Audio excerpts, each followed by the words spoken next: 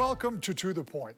Over the last 2 weeks, we have dedicated our programs to introducing you to the primary candidates vying for their party's nomination for the open U.S. Senate seat being vacated by Senator Debbie Stabenow. We've already asked a series of questions about the issues that, according to polling, are the most important to Michigan voters of the 2 Democratic candidates and 2 of the 4 Republican candidates. On this program, we conclude those conversations beginning with former Republican Congressman Mike Rogers. Rogers is one of 3 former or current members of Congress running for the seat. Here's how he responded to the same issues we've asked all of the candidates. When you think about this election cycle, one of the first issues that people talk about is the economy. They're concerned about the economy. They're concerned about inflation. If you're successful in becoming a United States Senator, there's nothing you individually can do. But what programs, what ideas would you champion to try to get the economy in a more favorable place for voters of Michigan? Yeah, I think you have to do 2 things on the economy, and some of it's going to take time, some of it you can begin immediately. One, you have to slow and stop so much wasteful government spending. That money that Washington, D.C. is pouring into the economy is driving up your food prices, it's driving up your gas prices, it's driving up interest rates so your kids can't buy a home. All of that's happening because of the huge, massive pour of cash from Washington, D.C. That's got to end. Think of this, just on the immigration piece, $450 billion to give food, room and board, credit card, cell phones, to illegals, right? You can get rid of that money. That would pay for every Michigan state trooper and every teacher in Michigan for 15 years. That part's got to end. So that's the kind of spending I'm talking about. In addition, we have to unleash our energy economy here. Listen, we're going to need gasoline for the next 100 years by every good estimate I've seen. So we should be in all of the above strategy, but unleash our ability to use our energy and our resources to pay for the things that we need here. Otherwise, we send billions and billions and billions of dollars overseas, and we send that to countries that don't like us very much. So that's a kind of a quick boom to the economy. You bring down prices, and then you go down the other actions. Regulation that's causing businesses problems. By the way, regulation that's causing agriculture problems right here in Michigan. We've got to get that fixed. Those are the kinds of things we can do pretty quickly to start getting a handle on that rising inflation rate. And start bringing it down so you don't have to decide, am I going to go to work today or buy some groceries today? And people are making that decision. You already mentioned the number 2 item that comes up very often in polling, and that's immigration. And the president has taken some action in terms of signing an executive order to try to deal with immigration. Republicans say it's too little, too late. Democrats say Republicans backed out on a deal that they had in the Senate because Donald Trump wanted them to. Whatever all of that is, what should we be doing about particularly our southern border, but increasingly our northern border? So the Biden administration, the first day, took out Remain in Mexico, took out deportations. And so those 2 big things just turned the light on and said, everybody run for the border now. And that's exactly what happened. Those numbers just were kind of bumping along the bottom and just skyrocketed because you took away the 2 biggest tools that Customs and Border Protection had to go through a legal process. This isn't about legal immigration, this is about illegal immigration. And you can see the crime happening around the country, including right here in Grand Rapids where an illegal was killed, Ruby Garcia. That's happening all over the country. You can't turn on the TV without seeing it. So Remain in Mexico, first day, has to happen. That second piece is you have to start deporting people who aren't here illegally, don't qualify for the program of which they say they were coming in under. If you don't get that law and order piece back to immigration, you're going to continue to have these huge problems with criminal elements coming across, nation states sending intelligence officers across, and terrorists sending operatives across is all going to continue to happen. And the problem with that bill that the Democrats are touting as action, it permanently made a number of illegal crossings okay. Well, no illegal crossings should be okay. That should be our standard. And what that did is it empowered the drug cartels on the southern border to charge more money for the people they can get across, number one. And it was still a wide open border for fentanyl, methamphetamine. And these are the drugs that are killing 100,000 Americans a year. All of that can be done, can end. We just have to go back to that law and order approach. You want to come to this country, go back, do it through your country, the appropriate way, the legal way, and that's the way you can get into the country. That way we know who you are, where you are, what your intentions are. Now we have no idea. You can see the criminal elements. You know, if you're coming from Venezuela, odds are you're a criminal. The Venezuelan gang, in order to be a member of that gang, you have to have some felony conviction. Right? So they're coming across the border with the tats. They have no way to vet it. The Customs and Border Patrol have no way to vet it. They're letting them in under these loose rules that we have now, and you can see the problems that they're causing around the country. That's self-inflicted. It doesn't happen, and it's not fair to taxpayers who are getting up every day playing by the rules. When people are asked, when voters are asked, Republicans and Democrats, they both say they're concerned about our democracy, that there are threats to our democracy. I believe it's for very different reasons, but both sides seem to have some uneasiness about that. Are you concerned about our democracy as it is and where it may be going? Listen, I am worried about political parties using the legal system, the Department of Justice, to go after political opponents. I think that may be the greatest threat to democracy. We got to end that. That should stop. When I was an FBI agent in the 90s, I was chasing gangsters and Colombian drug dealers and doing real work. And back then, you know, the FBI was good and bad guys were bad. And now, if the public, and over half the public now, doesn't trust their institutions, that is the biggest threat to democracy. If they don't believe that the FBI or their local police or fill in the blank are doing it for the right reasons, guess what? This is a huge problem for us going forward. That part has to be fixed. And there are so many big issues. And I think the Democrats are trying to run on this democracy thing because they don't have the economy to run on. You know, if you look at what groceries are doing to families, if you look at what inflation is doing to families, if you look at what EV mandates are making moms having to make these really hard and difficult decisions on what the next car to buy, all of that is bad. And that's been the Democrats' policy. So I get it why they want to make that the issue. My argument is, let's talk about things that when you're sitting at the table, you know is an issue. The cost of that meal. Can your kids who are still living with you go out and get a loan to get a house? Can I pay for college? Can I pay for vocational school? All of those things. And by the way, are my kids getting a good enough education? Odds are, not so much. And so all of those things are what people are talking about at the kitchen table. That, to me, is what this debate should be about.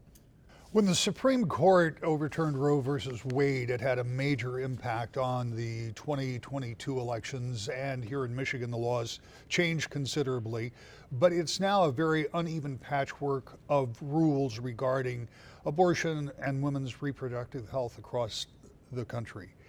Is there something that could or should be done at the federal level to make that more even, or did the justices get it right and say it's up to the states? I think it is up to the states.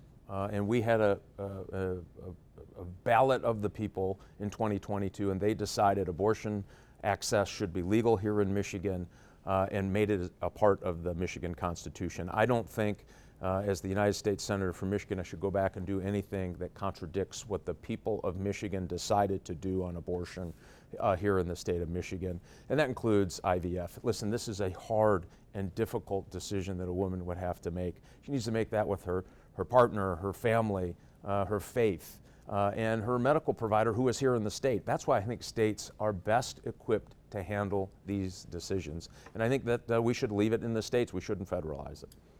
In Eastern Europe, in the Middle East, there are conflicts that are raging that we, as the United States, are at least tacitly involved in. We've put in billions of dollars to the Ukraine. We've got all kinds of ties historically with Israel.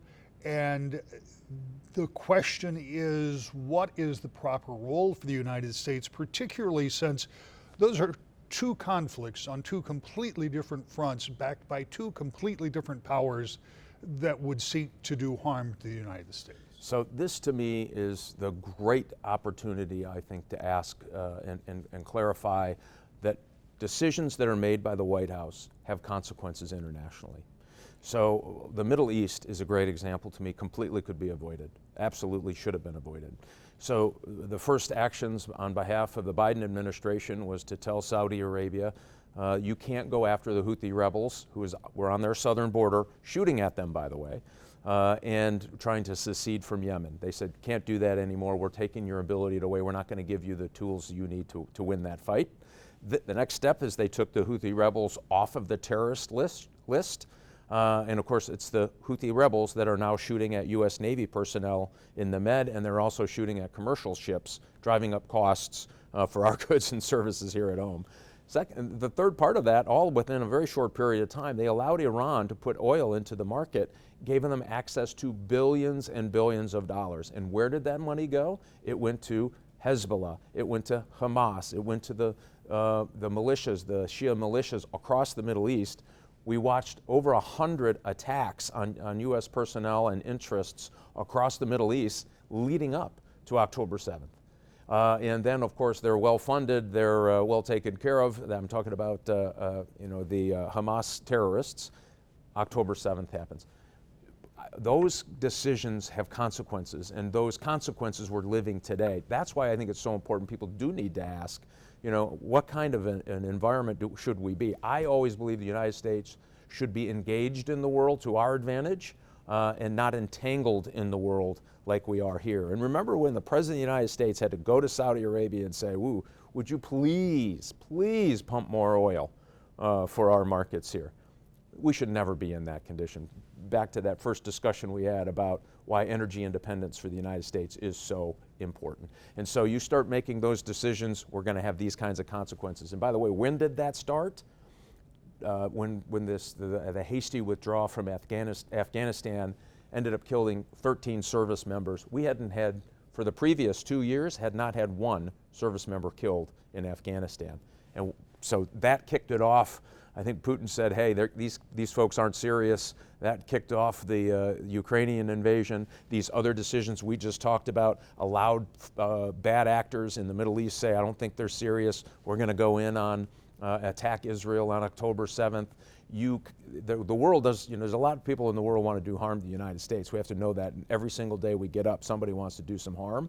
So you have to make decisions that put us in the best possible position to avoid conflict, to avoid any type of military escalation, but those decisions will have consequences. That's why we need a change in direction in Washington, D.C. for your pocketbook, for your security, and for security in your communities. And that brought on by those bad decisions on the southern border by just throwing open the gates and say, Ali, Ali, income free.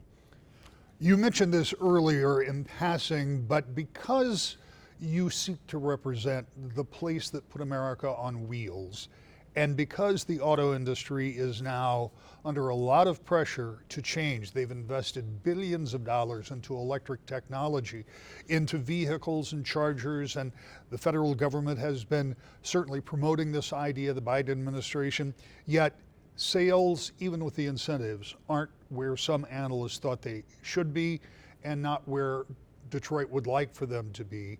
So if you were a United States Senator from Michigan, what would your approach be when it comes to EVs and the government's involvement in trying to develop that? First, have to stop the mandates. The mandates are ruining our car business.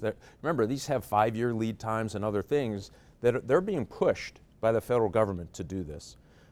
They know where their customers are. Ford lost $130,000 per electric vehicle sold. Imagine that. Like if you're in business all by yourself and you don't have Big Brother looking over your shoulder, you say, I can't do this anymore, we're going to do something different. But the government keeps beating on them.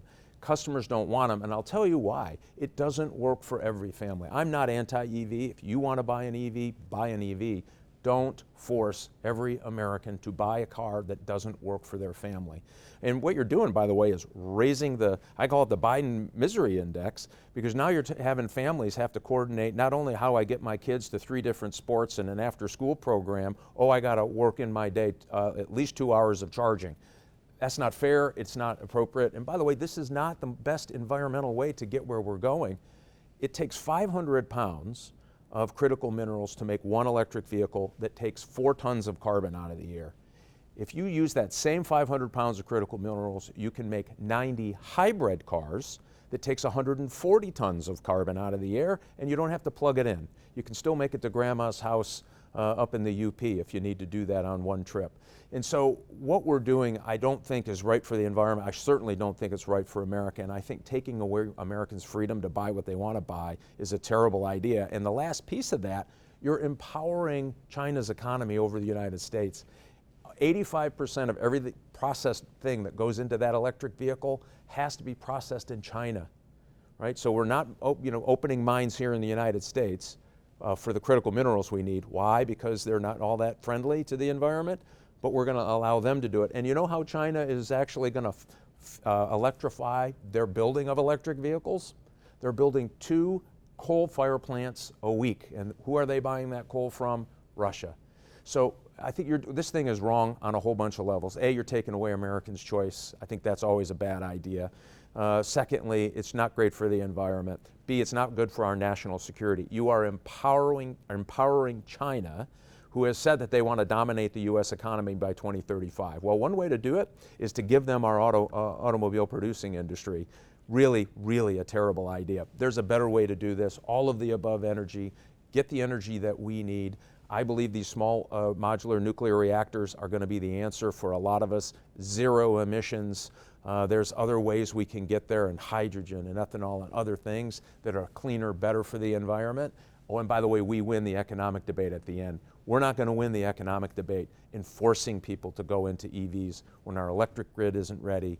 We don't have access to the critical minerals we need to get it there. The open U.S. Senate seat here in Michigan has attracted a lot of attention for candidates, though polling suggests voters may not be as focused on the race. But with absentee ballots already out, it's time to start making decisions on who you will vote for in this important election. We conclude our conversations with the primary candidates with Republican businessman Sandy Pensler. Let's talk about one of the issues that's identified by polling as being one of the most important, not just in Michigan, but yes to Michigan voters, and that's the economy and inflation. As a United States Senator, what would you advocate in trying to get both under control, understanding that there is no magic answer, but it has to be a process? Well, it's a process, but it starts with the fundamental recognition that we have to differentiate between what we want and what we need. And we're not doing that very well in Washington. Families do it every day around the kitchen table, when watching TV, all the time. In government, what we're doing is, boy, we want this, we should do this. Government's here to help, we're on our way. Instead of saying, do we really need that? Do we need to borrow from our kids and grandkids to do this? And we're not making that the fundamental checkpoint before every spending decision. Do we need to borrow from our kids and grandkids to do this? And if we do that, a lot of things fall away. A lot of things fall away. I can go through some of them if that's helpful. Sure. We have a defense policy, and I'm pretty hawkish in general, but why we would be subsidizing forward bases in Germany, left over from World War II policy, forward bases in Japan, and bases in South Korea. Those are all rich countries that we don't need to subsidize. And we're spending about $150 billion with those forward bases that either should be cut from the budget or just used differently. And we have things like that everywhere. Now, not everything's waste. Their allies probably need some programs there, but we shouldn't be subsidizing them. We shouldn't be subsidizing huge numbers of people coming in illegally across our borders. The Michigan Bridges program will give you $500 if you've come into Michigan, if you're an asylum seeker, a month for housing. We don't do that for our vets. For crying out loud, we shouldn't be doing it for illegal asylum seekers. And it has a whole program, how you get health care, all sorts of benefits. That has to stop. Those are some of the easy things. The harder things are you have to go through every single program and say, gee, that's really nice, but we can't afford it. and you got to cut them. And that will not be popular. But it's like going into a troubled company, which is really what I've done most of my career, and saying, can't do that. We don't have the money for that. You got to cut it. And professional politicians aren't very good at doing that because it's usually unpopular, but we've got to do it or we won't have a country. You anticipated the second issue, which is immigration, and that's something that is very high on the interest level of voters. But there is also a certain need for lawful immigration. Absolutely. And so the question is, how do we keep our borders secure and secure the kind of immigration that our businesses, you as a businessman, understand? And it's all throughout Michigan, whether it's in the agricultural segment of the economy, whether it's in the tourist segment when you're up in Mackinac, where I last saw you. We need lawful immigration. And that we absolutely have to encourage, not discourage.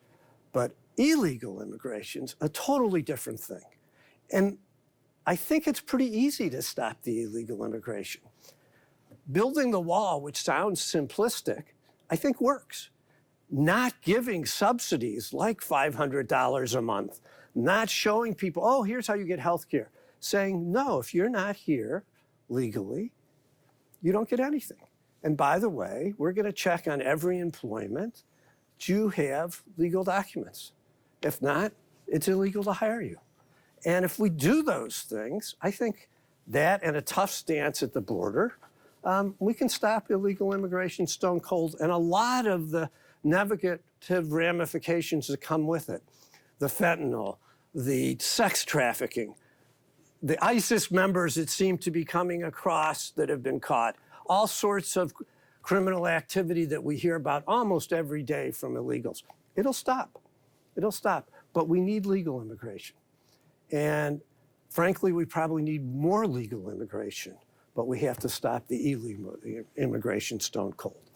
Both parties, Republicans and Democrats, the president and former President Trump have said in one form or another that democracy is on the ballot, that democracy is being threatened. For different reasons, I'm sure, but that is kind of a pervasive theme that we've heard from both sides. Do you believe that our democracy is in danger? I do. I think we have a vibrant democracy, as we notice every 2 to 4 years, especially every 4 years. But I think there has been an effort through lawfare to silence alternative viewpoints. And it's not just Donald Trump. I think it's easy to point to Donald Trump. He's polarizing for many, and you can paint a different picture. Here in Michigan, we had a moderate governor in Rick Snyder, and they went after him. That's just wrong. If you put your head up and try to make a difference and you have a different viewpoint, Lady Justice shouldn't shoot at you. And that's what we're doing. And I think that's what people are seeing. And when they say democracy is on the ballot, that's what they're afraid of. When you have an alternate viewpoint, you shouldn't shoot that down. You shoot it down the bail box, but not through the judicial process. It's an abuse of Lady Justice. And it's incredibly important for our democracy that Lady Justice be that blind lady with equal hand scales that doesn't care if you're poor or rich, Democrat or Republican. And I don't think that's what we have at the moment. When Roe versus Wade was overturned, it unleashed a firestorm of legislation in a number of different states. In Michigan, they acted quickly to ensure that abortion would be legal at almost any stage. In other states, they took much more restrictive policies. And so today, we have a patchwork of different policies across the country. My question to you is, does the federal government have a role to play in setting a floor or a ceiling or some kind of legislation regarding abortion and women's health issues, or did the court rightfully put it back in the hands of the state? For 50 years, I have been saying that abortion was well known when all the amendments had been passed. It was well known when the Constitution was written, and there was no addressing it other than in the 10th Amendment, where it says everything that isn't addressed herein, the rights stay at the state level. So I think the right decision was made that the rights stay at the state level. Now, I may not like how Michigan chose to rule on abortion through Prop 3, but I think it was right that it stayed at the state level. I think there's work to do at the state level. No, most Michiganders would say no to pulling out 8-month-old 7-pound babies or 9-month-old 8-pound babies, but not a federal issue. State issue, and that's where it should stay. You alluded to this a moment ago, but right now the United States is heavily involved on some level in at least two international fronts with Ukraine and with Israel. You talked about spending in some of those forward camps in Germany and elsewhere, yet the expansionism of Putin in Europe is certainly a concern to the United States. What happens with Israel and with Palestinians also of concern, because that could easily escalate into a much broader war. Right. What is our place as a country in dealing with issues like that as it pertains to supporting financially, putting restrictions on what they can do with weapons, trying to increase our influence with those people? What should the United States be doing, or are we doing the right thing? I think you have to look at those, every instance is very fact dependent. So let's look at Israel, Ukraine, and then the broader question. I think both of those situations, unfortunately, we brought upon the world and ourselves because weakness begets aggression. And in Ukraine, I think Putin saw what happened in Afghanistan and the way we withdrew. And he heard President Biden say, oh, a minor incursion might be okay. And he licked his chops. And I think that weakness there brought on the aggression in the Ukraine. In Israel, I think we tried to pay $6 billion to release 6 hostages to Iran. We funded Hamas directly through funds going into Palestinians, through NGOs and others in Gaza. If you fund terrorists, expect terrorism. So I think we brought on this, but what's our appropriate role? I think our appropriate role is first America, absolutely, and our borders, first and foremost. But I don't think we can go and put our heads in the sand and say, gee, what happens in the rest of the world doesn't matter to us. But I think we've got to be very careful and prudent in how we use our resources. So in Ukraine, it is crazy that we are spending twice as much as our European allies, where this affront and, frankly, the potential follow-on consequences are right at their doorsteps. They have the funds. They should be carrying the bulk. Should we support it? Yes. Should we have an IG tracking all the funds to make sure they don't go to nefarious places? Yes. Should we be paying pension funds for Ukrainian government people? Absolutely not. But should we also just run away and abandon it? No. So I did support some additional funding there, not the full amount, about half. And I did support an IG there. In Israel, same thing. The funding was driven at both helping Palestinians, helping Israel. Frankly, I would not be funding groups that are saying death to America. Even though there are some very good people, I'm sorry, government was elected there, I would not be funding the Hamas in any shape or fashion. I think there is a generational opportunity to uproot Hamas and change the dynamics on the ground there for the better for both people in Gaza and in Israel. But it's not by falling short and trying to play both sides of it. I think we have to take a firm stance, not try to straddle issues. Because when you straddle issues, you end up as roadkill. And I'm afraid we're trying to straddle issues where we should be giving a very clear direction. If you're successful in becoming a United States Senator, one of your key interests has got to be the automotive industry, just from the standpoint because you're in Michigan. That's right. I mean, and it's what we are, right? But the automotive industry is going through a big transformation, and much of it is being promoted by this current administration, saying look, we're going to subsidize electric vehicles. We're going to build a grid for electric vehicles. We are going to promote this idea of electric vehicles. We're putting electric buses in schools at the state expense. All of these things are happening. At the same time, sales of electric vehicles have not lived up to their promise. So are we doing the right thing in focusing so much on EVs, or is there more balance that needs to be struck?